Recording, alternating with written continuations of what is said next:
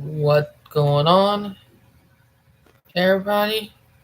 It is David Mitchell here, voice of Autism, episode 104. Ooh, that felt good. Had to pop my back. Well, the Halloween party yesterday went great. That's fun. On the fit, we came a few people role model. So yeah, but it's crazy. Also, I did some real thing yesterday afternoon after my video vlog and earlier today. So yeah,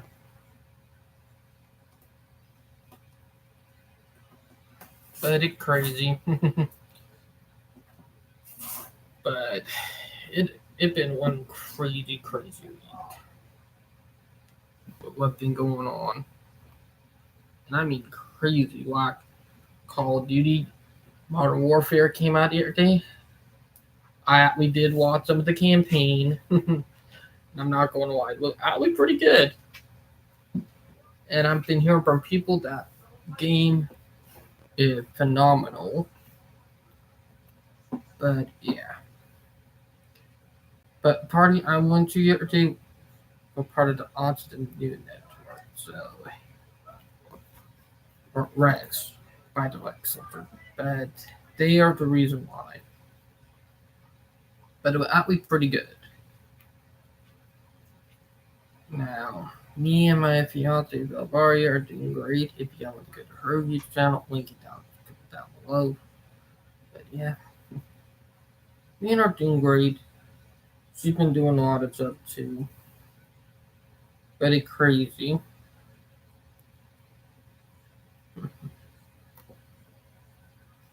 Like it's crazy in a way.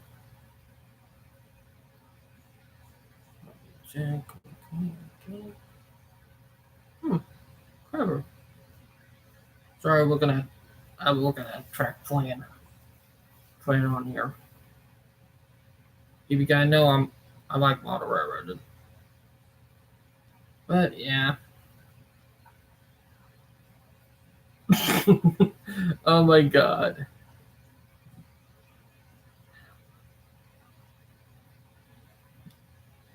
That is a funny meme. Sorry about that, guy. A little giggle. It that would get funny, but yeah. Oh wow, that's crazy. But yeah. Oh, mine is still hurting. Not the ironic thing, but you know.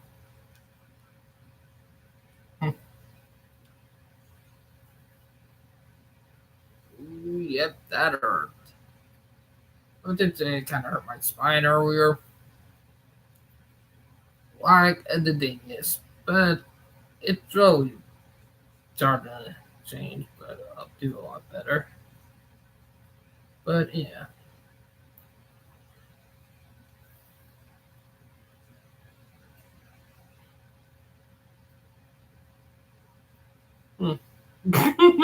Oh my god, that meme. Oh, sorry about the guy, but there have been memes going around left and right. But yeah. It's crazy, but it being meme toxic. Get it? Meme toxic. Oh! I'll be. Fellow YouTuber friend of mine. What are the odds?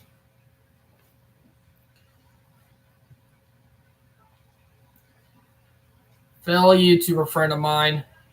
He had a fellow friend who a fellow YouTuber who lived in North Carolina. But yeah. Connect to our fellow YouTubers. That'd be crazy. Lucky son of a gun. He got a picture in front of the locomotive. You gotta know I caught G locomotive before on video, but he got a chance to take pictures up close to them. But yeah. He got a lot more view than me, I'll be honest. But yeah. I might do like a group chat with him, see if I get him on show some later on down the line. So you get them interested to talk about. But yeah. Now we got 5 days until Halloween and for the end of the month. And ironically, we Midwest is going to get snow this week. So yeah, and some areas of Tennessee are going to be getting snow about a day to 2 days after Halloween. So my sister might be getting snow up there where she lives. So she is lucky. And if you guys know, I'm a snow person. I love snow and I love fall colors. I hate summer. I hate the spring. The reason why is because it's muggy, pollen, snakes, and the risk of getting Zika and West Nile virus, and a lot of other stuff that you think about when it comes to spring. And most people who think about spring and summer are rich snobs. I'll be honest, rich snobbies people. People who think, ooh, ah, ah. Not trying to be mean or make somebody look, but those are people that you most similar to like summer and spring. Because they are the snobs. And I have dealt with a lot of people like that who are snobs. Or like ass. I'll be honest, like assholes. But those people, they like spring and summer. It's kind of annoying. Trap me onto the reason why people who like living up north don't come down south or to like desert reasons because the people who are butthole assholes and a-hole or snobs lives. Now I'm not one, even though I live near the oceans. Not everybody that way. Not trying to put out a stereotype, but from the experience with multiple people who act that way here in South Carolina, trust me, if you're short, you probably won't notice it. But if you move here and live here for about a year or two, you start noticing how rude people really are. South Carolina, you see from TV shows and from that, you think, oh, they're nice. Not at all. Tennessee, on the other hand, people there are nice. Not trying to hate on my own state, but people here are just straight up a-holes. Not all of them, but people that you know that you're friends with, probably not. But if you deal with people who are not friends, who you live near, who you don't like, who have friends like them, might be. But it all depends. And it depends on what you think. Because everybody thinks differently. So, yeah.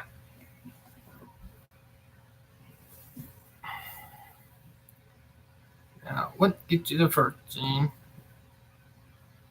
Oop, 1 minute. And sorry about doing that rant about South Carolina and how I feel about my own state, but I did have to bring it up.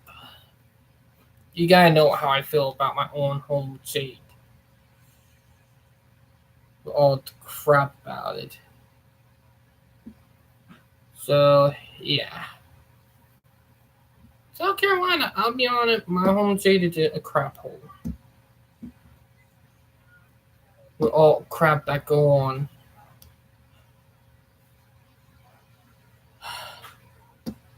And I'm lucky that I made it through the shit that I made it through. Oh, let me find the thing that.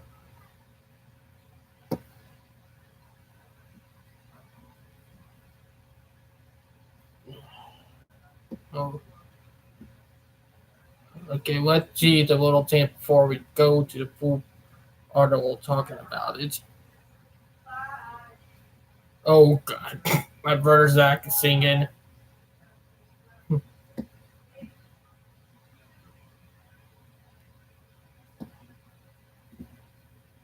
They don't care. They laugh. Because they think it's funny.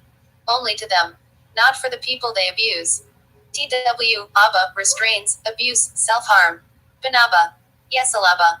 Ban restrains. Web links. Mm-hmm.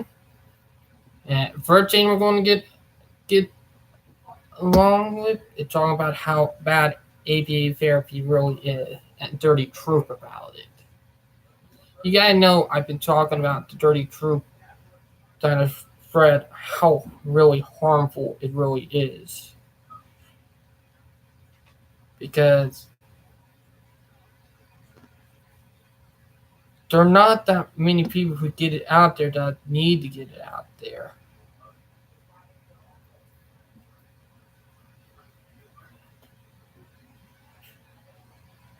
And if we don't get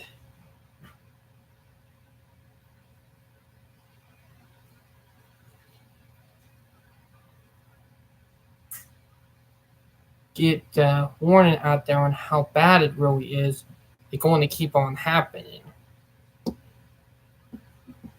Because in order to stop bad stuff from happening to people, we got to get the word out.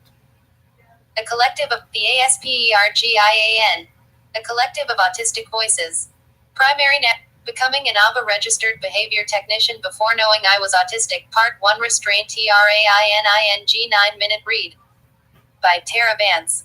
On October 23rd, editors note this article references sexual assault, ABBA therapy, self-harm, and restraint training for use on children with disabilities. Reader discretion advised. A career shift. I was living life as a non-autistic professional, or so I thought, when I found myself training to be an ABBA technician. To fulfill the required supervised hours for my clinical psychology license, I accepted a position working with adults with pervasive mental illness and other personality disorders. My specialty at the time was trauma. But my new employer was dealing with an influx of referrals for something called Applied Behavioral Analysis, ABA, and asked me to first to help reduce that backlog before focusing on my specialty. So, I was pushed into ABA, the most aggressively advertised therapy for autism. I was told it was the only hope for autistic kids to live a normal life, the gold standard of care. But ABA is an abbreviation for Applied Behavior Analysis. It's exactly abusive dog training, Jane. Fear us and act like it, or we're going to abuse you and treat you horribly. It's exactly like fear me but love me. Applied Behavior Analysis. To become a registered behavior technician, RBT, I had to take an online course that took approximately 30 hours. That was it. For the employer, I had to attend a few trainings on the ground, HIPAA, patient rights, and some information on benefits packages and human resources. There was only one training on the whole schedule lasting more than 2 hours, and it was the only training specific to my position as an RBT. This training was called Therapeutic Options. Therapeutic Options. And here, Jane, APA therapy need to be banned. It's exactly psychological abuse of what it is. Therapeutic Options. Therapeutic Options. It looked innocuous enough sitting there on the last day of the orientation schedule. I had no idea what it entailed, but I was not emotionally prepared for the reality of this training. It was essentially an 8-hour course in defensive martial arts. I was terrified. I don't like to be touched or to touch others unless it is someone with whom I'm extremely comfortable. Touch aversion makes doctor appointments, haircuts, and crowded spaces very difficult. But this was a training in how to deal with aggressive clients, ethical defense maneuvers and restraints. What that translated to was hours and hours of allowing a large man or one of the other trainees to grab me from behind, for me to grab them from behind, for people to run at me, lunge at me, swing at me, and for me to do those things to others. My fear was that I would be so upset by all of this touching and grabbing that I would not be able to contain myself, and that I would run away, or scream, or worse, that I would lose control and break away or elbow or throw my head backwards, much like someone might do when they're being tickled to the point of torture. At the time, I believed this to be a manifestation of complex PTSD, a diagnosis I had hard earned. My logical mind knew that being touched like that was not an actual attack. However, the more I had to tolerate what was distressing me, the more my anxiety built to a point I doubt most people have ever come close to experiencing. What non-autistics need to understand. I'm a word person. I have all the words, but there will never be enough words to describe how intense my anxiety is when intolerable sensory input continues beyond my threshold. Sensory input that involves other people comes with extra layers of accountability. Messing up and tipping my hand would have meant losing my tenuous grip on having a professional life. I've been through years of dialectical behavioral therapy and decades of being a traumatized autistic person. My ability to suffer in silence is monastic. I have taught myself to shoulder such profound suffering and appear centered that not once but twice I've shown up to work with sepsis and multiple organ failure, yellow as a lemon. I was wearing heels, my hair was fixed, my clothes were starched and ironed, I was on time, and I smiled at everyone there as I walked in. I made small talk and eye contact. I am a #MeToo survivor.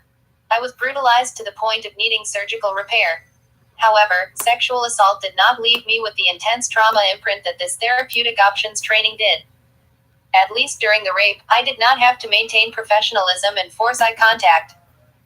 At least I did not feel the full weight of my future collapsing with the potential loss of my dream job before it even got started. At least it didn't last 8 hours. At least I had the option to fight back. At least after it was over, I did not have to think I was the only one in the world who had those feelings.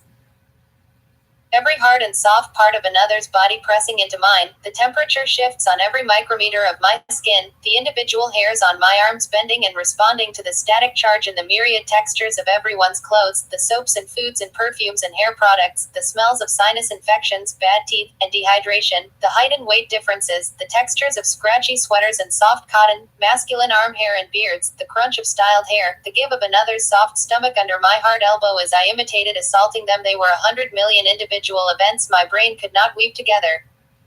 But that is the burden of being autistic and not knowing it.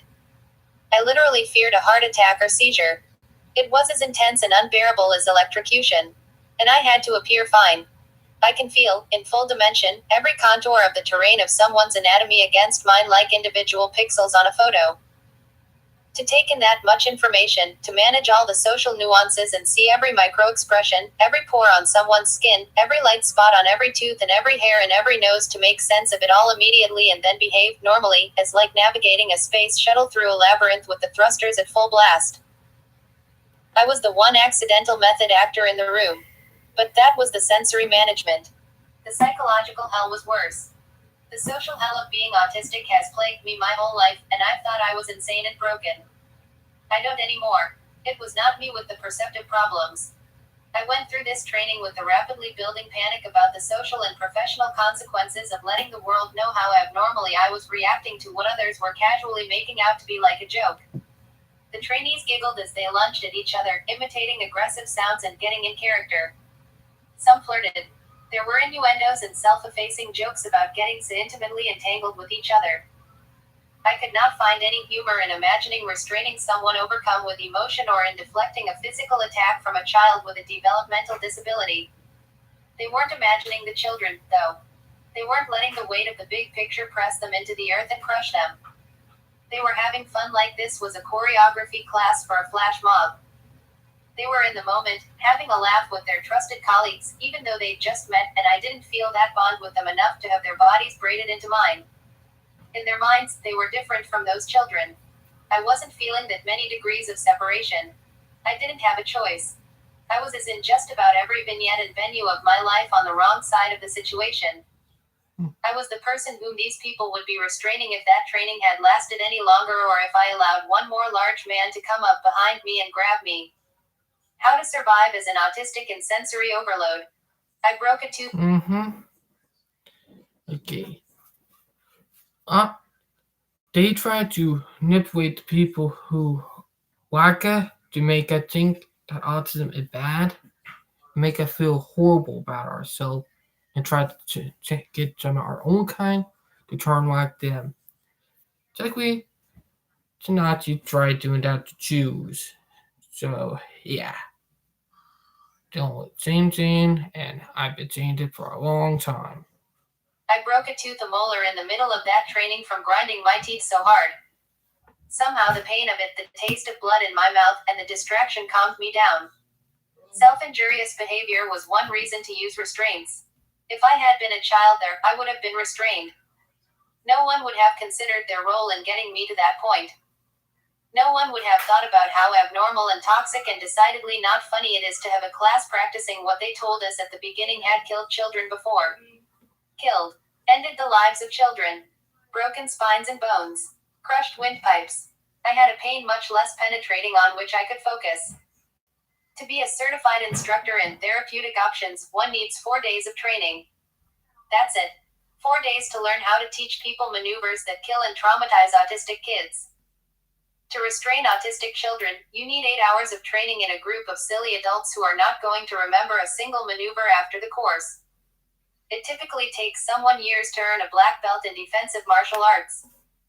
There is great care to reinforce at every step how and when using force is acceptable, and it is as a last resort. Mm-hmm. No one in martial arts training would advocate that it's acceptable to defend against someone who is being held hostage. But this wasn't discussed. Not once did anyone mention that maybe children shouldn't be subjected to compliance training. It was a joke, and people like me were the punchline. I didn't stay in the job long. It was clear I wasn't a fit. I would have never gelled with the position, wouldn't have ever been compliant enough to accept the strategies. I was let go shortly thereafter when the BCBA was fired, and I have never worked since. That day ruined me. It broke my soul. The takeaway. When reading something written by an autistic person, non-autistic people often are left wondering what is the point. We tend to state the facts and hope that your personal life experiences will provide you context to draw your own conclusions.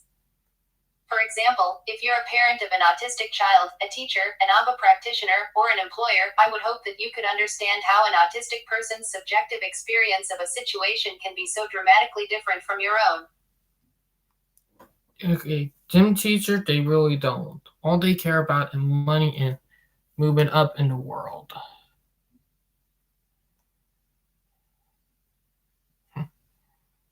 1 minute.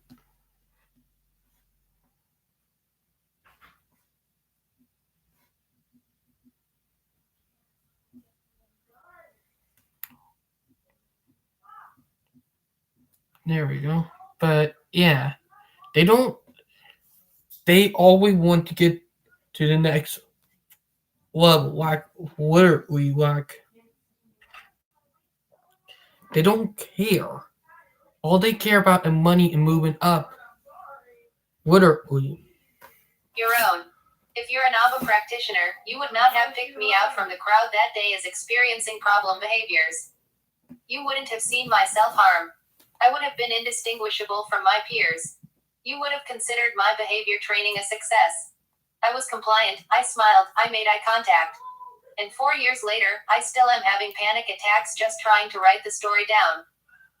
You would have had no idea the power dynamics at play and how ominous and imposing the advantage you wielded over me was as you touched my body in ways that were deemed socially appropriate according to the status quo.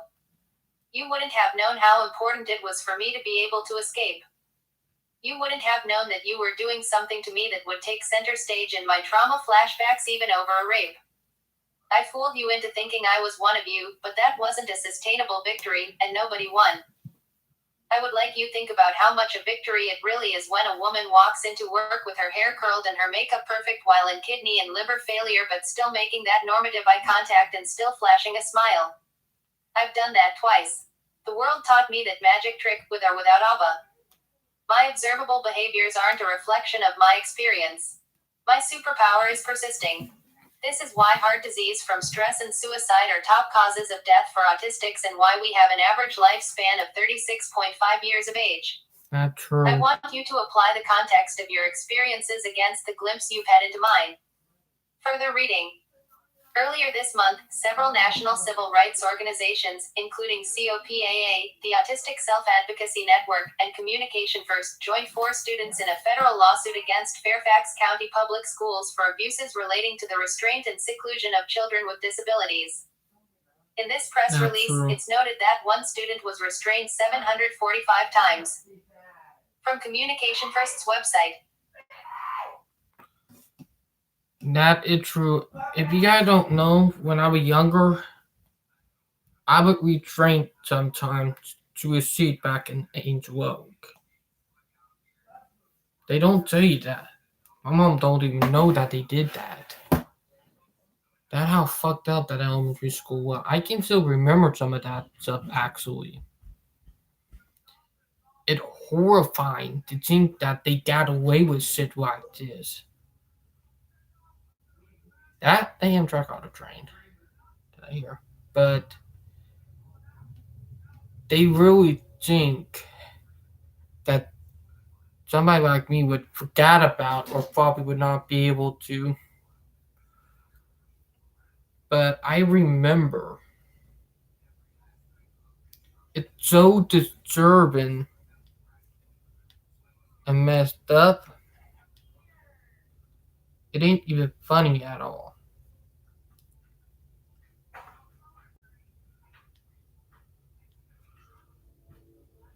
And they're a big discriminating against people on the autism spectrum, like literally.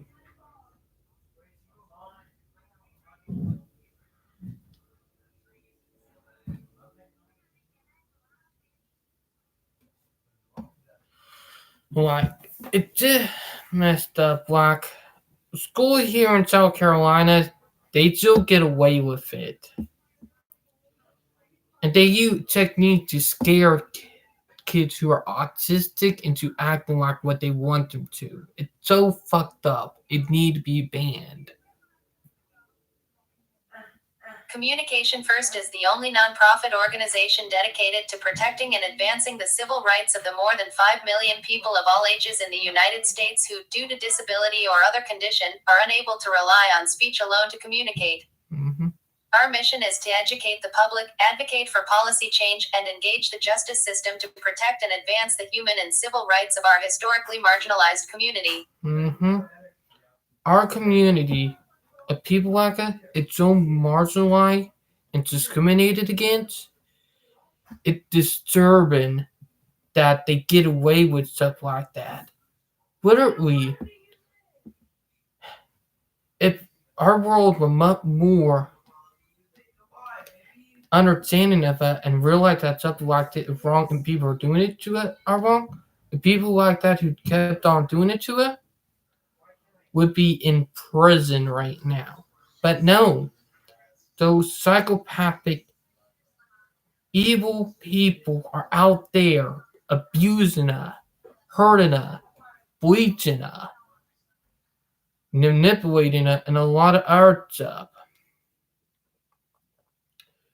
It's so messed up. It's not right, and it needs to be stopped. And it's time, and I mean time for stuff like this to just simply quit. If we don't start standing up and telling them enough is enough, and start really, they're going to keep on getting away with it to the point where there are going to be so many problems, it's not going to be good. We are facing a civil rights movement in the autistic community and disability community right now. For those people who don't realize. Do you remember these pics I've leaked to denounce seclusion in the special ed facility the Aspie charity, Asperger Amity I'm member of with a Karen for president? Well, I got busted. Karen phoned me telling me that the charity faces risks of being expelled from the place because of this. She says I am being manipulated by Autists because they are militant extremists. She attempted to threaten me to make apologies, but I don't give a crap. I know I'm already kicked out for that. The only reason I accepted to write a hypocritical apology letter to the email direction is just for me to not be in trouble, even I standy grounds. The conversation escalated to the point that she said I was an adult with the reflective intelligence of a 5-year-old. And how much I am being badly influenced by Autists. When I told that her so-called nuanced charity sister groups she likes are damn dehumanizing, like Vankri Autism assaulting us 7 at the counter protest we've led in March, according to her it is totally justified and excusable. They were right in doing this, that's what she said. Karen. Face with rolling eyes, face with rolling eyes, face with rolling eyes. I had to delete everything and I'll make this false apology letter, but I don't give a shit about apologies. If the email wants to fight back against criticism and exposure of abusive treatment they allow, fine. That's their shit. I'll rather put them to sleep with a lying but convincing letter rather than being sincere to them, because I'm not. I stand to my fight against institutionalization, restraints, and seclusion. Today, I've learned that I have with very few tools the possibility to display and exercise power over structures meant to be the dominant power institutions in charge of our lives. My actions and the importance it has thanks to the social media's magic makes me realize I can show power over an oppressive system. They don't like it, so they force me to bow to their excuses. However, what they didn't predict it is that even though I am fired, I made so much friends and contacts that I have people to watch it and possibly be influenced by what I did in regard to seclusion. I know how to argue and make people change their minds slightly or radically. This is not manipulation or persuasion. This is knowing how to convince people with facts and words to make them understand something, a context, a situation they go through.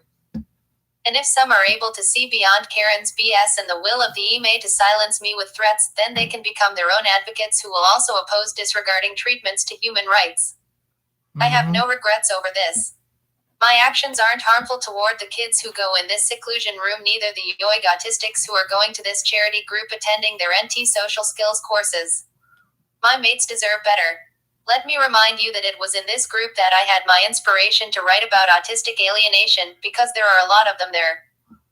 They'll better benefit from knowing how to encompass society's limitations pushed onto them than staying in a group telling them the key to be happy is to master NT social skills. I'm Louis Brunel, aka Crimson O. I'm devoted not because I've been brainwashed into this, but genuinely because I didn't spend a whole difficult period as a clueless teen to be told my right to dignity depends on how good I'm able to comply to norm. I stand to what I advocate for. Oncoming fist brain infinity, oncoming fist brain sorry, not sorry. Actually autistic. Nothing abutis withoutus. Ban restrains. Ban seclusion. Edit, I strongly believe I was snitched by someone on the _autists FB group, and that's not the first time it occurred.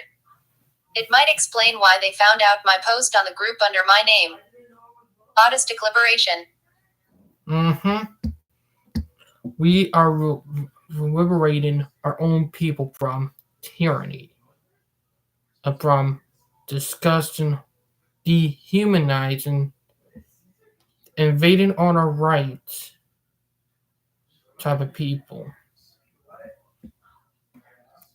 If we want to fight and send a message to them, we have to do it and tell them, look, no more with your bullshit. We're fucking done with your Nazi-listic ways. Literally. That if we don't stop this stuff from happening, it's going to get to a point where there's going to be a holocaust of the autism community. Literally. Just think about it. We're dealing with some horrible, horrible shit that is going on. And literally, it's crazy.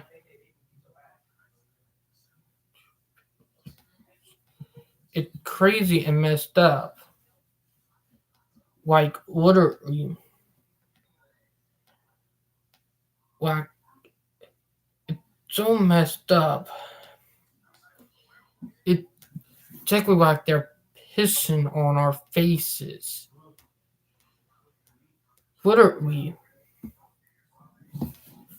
If we don't stop bastards like this, or technically, he technically a good guy and a friend of mine. I don't mean him. I'm technically meaning people who kicked him out. Then stuff like that will keep on happening. Like, I'm going to try to keep updated with him on what's going on because he did something that was bloody smart and amazing. Hell yeah. But we are liberating ourselves, fighting for our freedom, fighting to end the horrifying, horrible stuff that keep on happening in our community because of people who discriminate against us. They're nothing without it, and nothing without us, per se.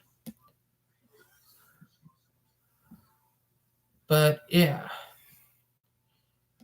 Jackie is nothing without us.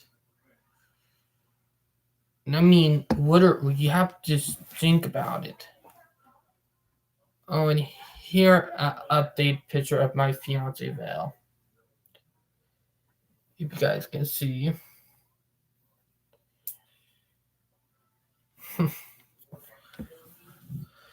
But yeah, it's nothing without us. And fight need to keep on going.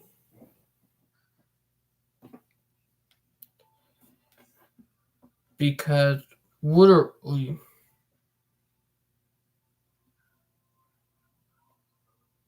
if we don't fight,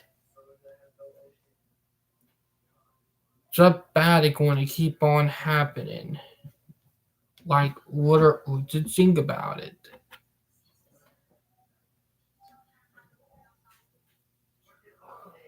It's so fucked up. It messed up.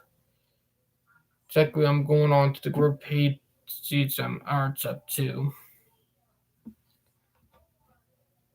This fucking child abuser.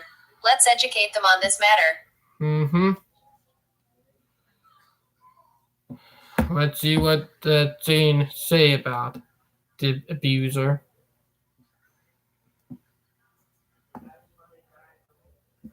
Behavior analyst Stephen Buckley in his office added more workspace, which is gradually being covered in post-it notes, each of which provides a reminder for key information he'll need to know for his super tricky exam to become a board-certified behavior analyst. BC Belife #ABBA. A core. Fucking abuser. ABA abuser. Literally. Disgusting. Like, literally. My little siblings. Oh boy, here's something about Halloween. We got Halloween in 6 days from now.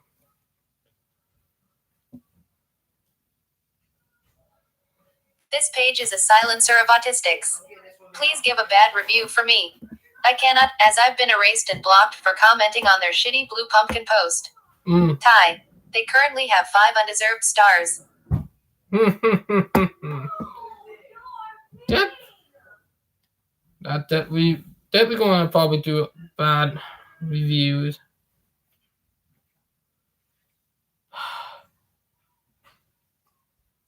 Look at that. All the pumpkins are the same. That technically something I don't like, and it did discriminate. Disgusting.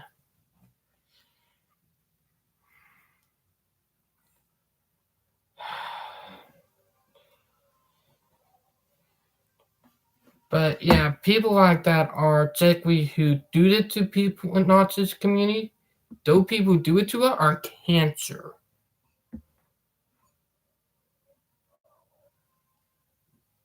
CN, absolute BULLSHIT. Bullshit.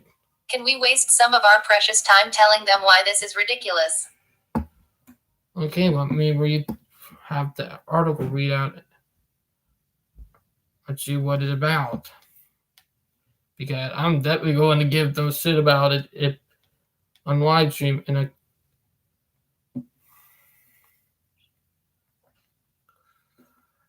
Stem cell therapy gives a new hope in autism treatment and allows achieving really incredible results when it is combined with all possible rehabilitation measures, namely intensive trainings with a speech therapist, intensive physical exercises, sports, swimming, jogging, riding, etc., outdoors activities, massage, tomatis therapy, drug therapy if prescribed by doctors, healthy nutrition or keeping a specific diet if recommended by a nutritionist. Oh, active support by the family.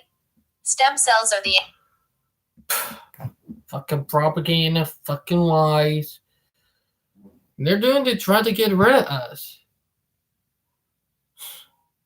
If we can get it out there telling them what's going on and what it really is, then it needs to stop. Stem cells are the ancestors of all cells that were born in our body, and it is possible to create novice cells of different types from them.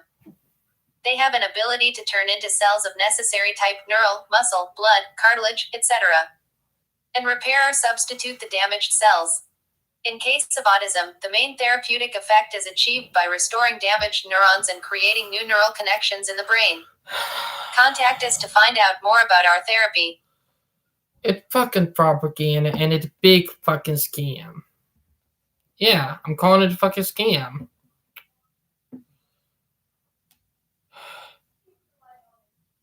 Really, it's actually a fucking insult to our community. Somebody needs to go in government who support our community and tell them back off for the regulation and stop shit like that from happening. Because it's not right.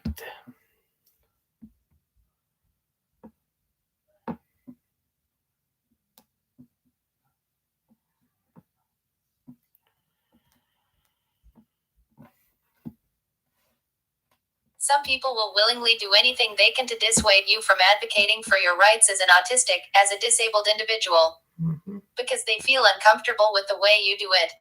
You are not wrong by doing it a certain way. The simple fact of you advocating in a radical way for your rights represents a threat to them because it forces them to see you as they never ever thought about seeing you once.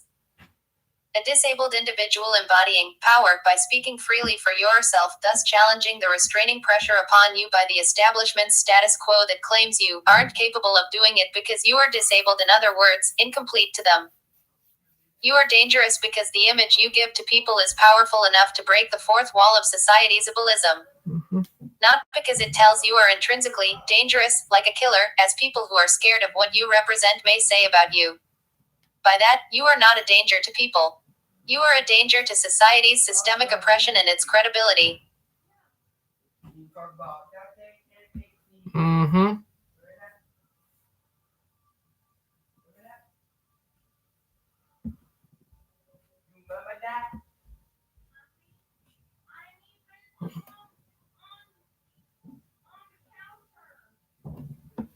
Let's see what to do.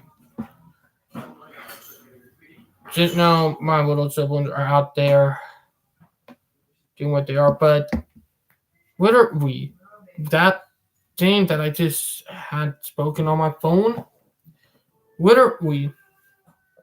Exactly tell you why people do what they do to us and why we need to keep on standing up and telling them enough is enough. We're not going to put up with your bullshit anymore.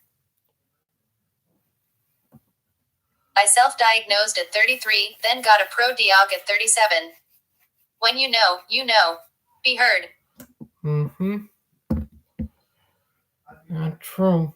Exactly, I was diagnosed with autism when I was, if you guys already know, when I'm about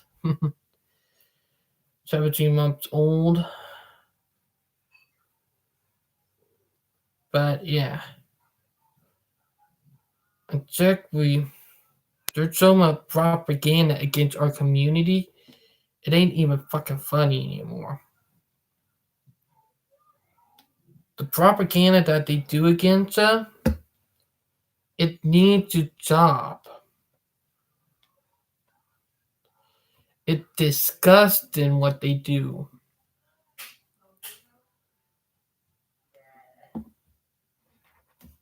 There are people out there who benefit a lot from the lucrative autism business. Some sell fake cures, others preach the merits of their abusive behavioral therapies. Others otherwise rely on false and fraudulent theories supposed to explain what causes autism to gather a lot of cash. And Andrew Wakefield is one of the latter. I know very well that what happened on June 13, 2019 in front of his whole audience wasn't enough for him.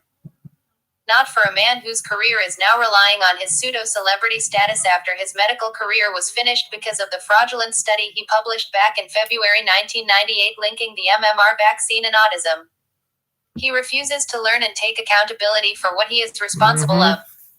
I know that he'll come back to this precious Alibaba anti-vaxxer cave that represents France. If he do, be sure of that, I'll grade him, again. If you have the possibility of doing it no matter in which part of the world he appears to sell his lies, do it. I know going out under those circumstances and to go into such a dangerous gathering is difficult. Remember, however, what I've said about diversity of tactics and disability. If your best way to advocate is direct confrontation, better if you can gather up a group of people ready to go there, do it. We autistics must in some ways occupy those spaces to claim back our narratives. This is what Sarah Harvey aka Agony Auta had said during the autistic meetup organized in Paris this late August. And to those who can't advocate through direct confrontation, you are part of the process too. Backing me up by spreading the news on social medias that autistics are here and that they won't leave. You two are important in all this. Together, no matter what method of advocating we use, once combined we are a beast. That's true. Without you who wear shit posting on the live stream comment section, spreading the news, providing via messengers data about where the secret meeting would take up, without all of you, I wouldn't made it. Thanks all. Oncoming fist, oncoming fist, oncoming fist, oncoming fist. Crimson now. Red instead. Autistic liberation. Nothing abutis withoutis. Image description, a splitted image with a yellow thunderbolt with on the right a picture of a brown-haired beardless French-Brazilian man in a black suit with a purple tie. On the left is a white brown-haired man in a gray coat and a red tie. The white text says, if Wakefield comes back, I'll be back. Yep. If he ever comes to South Carolina, I'm going to have a group of my own, and we're going to stand up and make him look horrible. Because somebody like him, we need to get the crowd thing. We're not going to put up with your shit, you know? Because people like that are a fucking cancer to our society.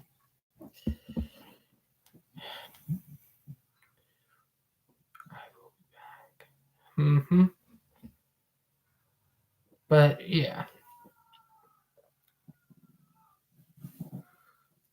But it's crazy because I've been fighting for this for about a few years now. Exactly since I started getting into it. It's big. Bigger than any we know right now. But yeah.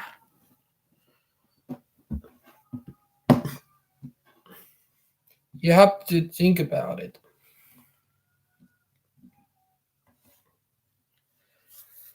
Speaking about activism, I believe our approach to how to engage in advocacy should be remodeled and theorized, especially for new Arab and new to that word. I think we can all say one way of doing things won't work at all, as we are all different with different backgrounds and experiences with a rich variety of skills. Assuming one can do it that way because someone else did it that way, so everybody should do it like this, is absurd. It is a fallacy known as the fallacy of composition, the one argument reused to justify the myth of meritocracy. As I just said, we are all different, we don't have the same opportunities and privilege. One with social predispositions to succeed will have more chances to succeed than someone less fortunate in this domain. Myself, I have a better chance to be hired for a job because I speak very well, while on the flip side I have handwriting issues, dysgraphia, and other problems related to executive functioning. I'll still get the job because of the social prestige attached to the ability to speak that overlaps every other style of communication, as we consider it the ultimate way to communicate in a hierarchical way, which, by the way, is not true. All of this is the result of stigmatizing alternative way of communicating other than oral speech. With speech, for instance, my advocacy would be more prone to be molded into a direct approach style where face-to-face confrontation, dialogue, debate will be the main constituents of my work. Going out to confront people, their ideas, and occupy spaces, or even getting into a tense, heated-up fight is accessible to me, as apart from speech, I walk a lot on a daily basis, about 25,000 steps per day. I love walking. I'm in excellent physical condition, and I'm not bothered by issues neither related to chronic illnesses, pain, or mental health issues like anxiety or PTSD. My advocacy is mainly confrontational and direct, which has been for a long time considered as the only good, valid way to advocate by societies. This would be it if we take a one way of doing things approach. But with I want, that's definitely not the case. I might be good at going out and speaking to people, but as I also said, I have major organization problems related to executive dysfunction, and according to the Ways 4 settings, a poor working memory with an IQ of 85. I am slow at keeping on track with writing properly because of mild dysgraphia. This might be some of the reasons why, on the other hand, I excel orally at speech and in various languages: UK English, Latin American Spanish, Brazilian Portuguese, and French. At administrative work, I can't keep the track where other people who can't go out that often to advocate because of general anxiety can excel at. I just said it more than once, online activism matters. Going out is not the only way of doing things, and it's certainly not the best way too. I felt so frustrated once with my inability to get on an online platform such as Slack and not being able to be fully on track with other people who are at ease with it in order to prepare and organize a major autism meetup. I wanted to be part of this but couldn't keep the track because I suck at organizing things. My whole point about this is that since disability is such a huge variety of characteristics, it is pretty crystal obvious that one way of doing things won't be convenient to many and vice versa. That is why I believe diversity of tactics is not only the best way for us to advocate, but it is a model that totally can be folded and molded into the diversity represented by disability and the variety of ways to accommodate one disabled type and another one on a different basis. A person with general anxiety will perhaps function at best in an anxious situation like many I've personally been involved into. Myself, I cannot function at best at a job in which my skills won't fit and I'm not comfortable at doing and staying at, as the consequences on my well-being might deteriorate. I go out and directly speak using my polyglot skills because it is under those circumstances that my advocacy is fully functional. Of course, this reality shouldn't be used as an excuse to exclude someone to join a fight or a combat zone, only because we assume this person place is somewhere else and not among us. No excuses for shunning or excluding. It shouldn't be at the decision to not put you in that position. It must be a me decision. I get to choose, knowing myself if I'm either good at doing things that way or through other ways. It is then important to people to learn about themselves and identify their strengths and weaknesses so they'll determine the best ways to advocate for them. The autistic community should participate in the awareness process of helping new advocates to learn about themselves by emphasizing more on the diversity of method approach and identifying our strengths and know who we are and what we are capable of achieving. That's true. Actually autistic liberation. Nothing about us without us. Raised fist, brain infinity, raised fist, brain infinity, raised. That right.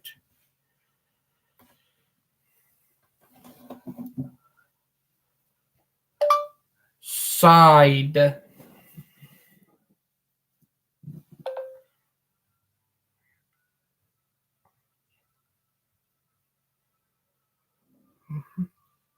And with me getting the autism new network on our side, we're getting our voice out there even harder than ever. But yeah.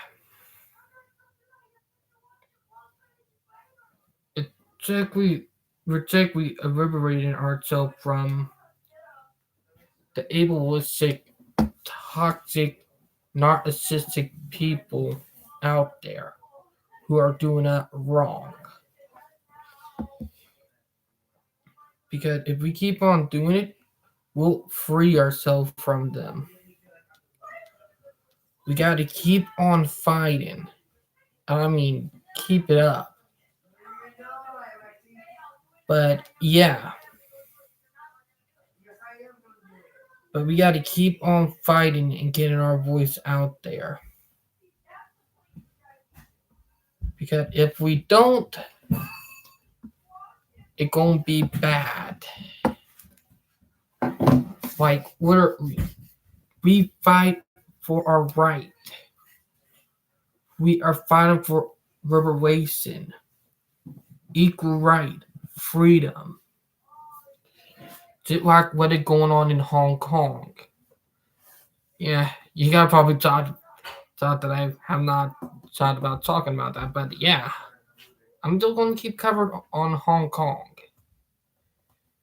because what autistic people are going, what's going on in China with autistic people and how they're being treated wrong. That's horrible, and it needs to stop. And if we don't start saying it against it, it will keep on happening too. So yeah, so we need to start reverberating, fighting back, and tell them enough is enough. So yeah, and it's something I am really doing to get our voices up out there to fight for our right. Because what trying to do to autistics is far worse than the prenatal test and abortions against and the ABA therapy. Because I heard how bad it is for autistic people. They literally manipulate that and turn that into mindless slaves over there. And secondly, it kind of fucked up because I noted when I'm watching one of the videos about the army, I noted that the people in the army have caretaken of people who would be on the autism spectrum or who would be autistic. And I noted from red flag because I know communisms, when it comes to it, they literally, instead of trying to get rid of us, they turn it into slave. It's exactly something that communism people do. And it's pretty messed up. But yeah.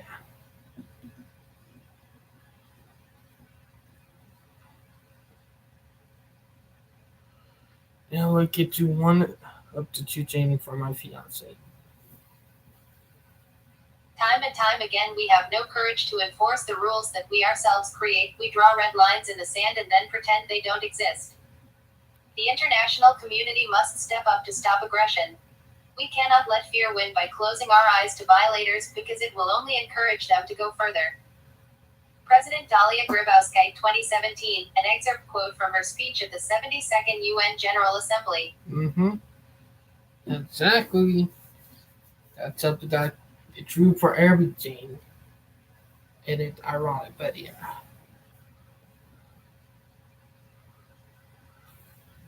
Surprisingly, thought leadership was my natural forte. Mental health awareness is the other one I advocated too. I'm proud to have adapted it, then make it a good benefit to me and to others who mattered.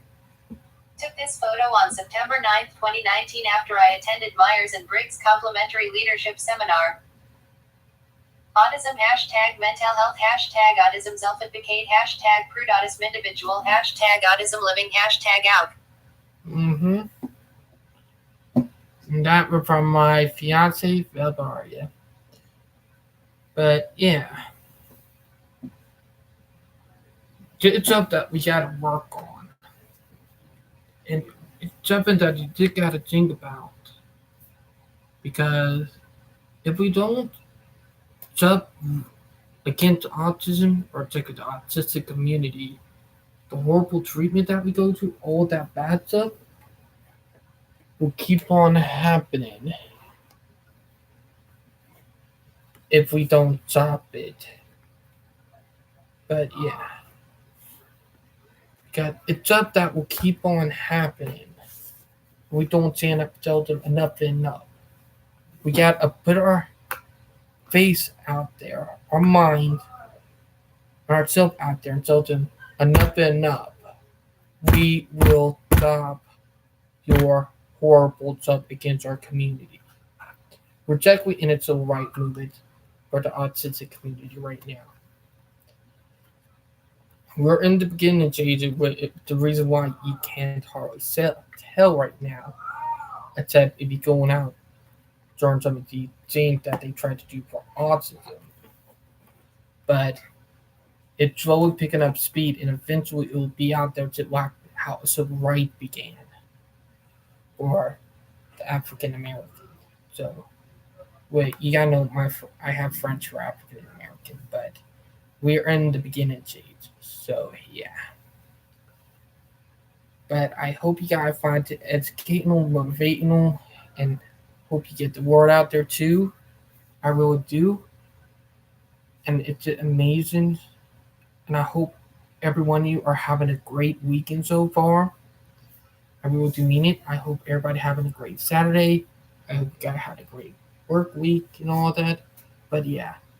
And I will talk to you guys later. Signing out. Bye guys.